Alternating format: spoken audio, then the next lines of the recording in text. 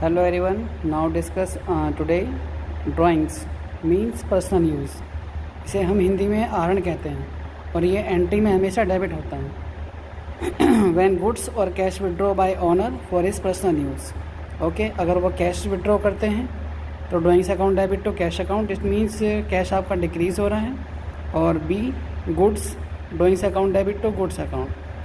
और गुड्स में आपको ये ध्यान रखना है कि आप इनमें से कुछ भी यूज़ कर सकते हैं. To stock account to purchase account, तीनों ही कंडीशन में गुड्स आपका डिक्रीज़ होगा. Use any one.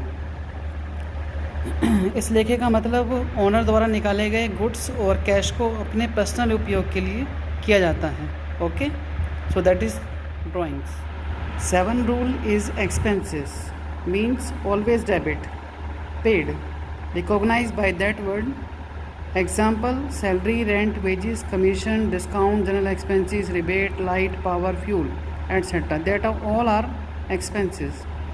And the entry is expenses account debit to cash account.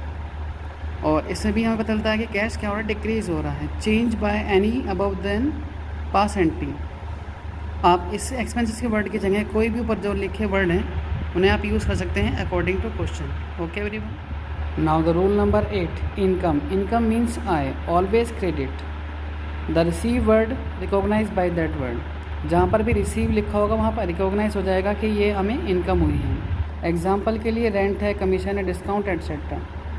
और जब हमें एंट्री पास करनी होती है तो हम लिखेंगे cash account debit to income account. और इनकम में हम कोई सा भी जो ऊपर वर्ड है अकॉर्डिंग टू क्वेश्चन यूज़ कर सकते हैं. लिखा change by any above then pass entry. Okay. Now the rule number 9, loss means हानि. वो गुड्स की भी हो सकती है, कैश की भी हो सकती है. एग्जाम्पल के तौर पे stolen, fire, transit, thief, destroy, broken, any one according to question.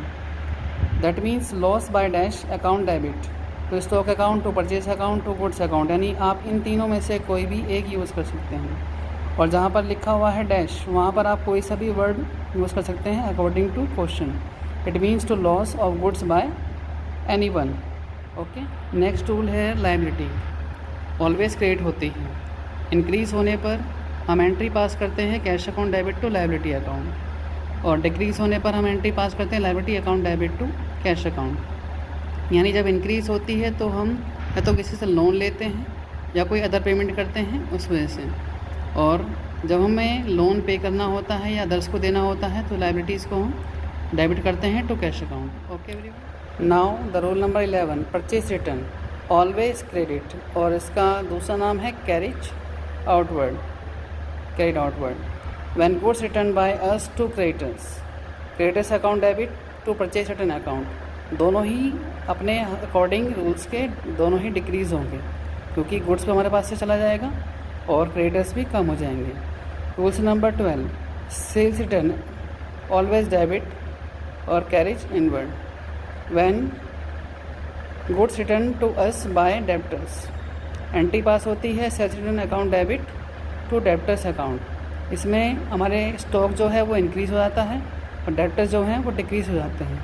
So that is the all rules for passing general entries in the examination. Okay.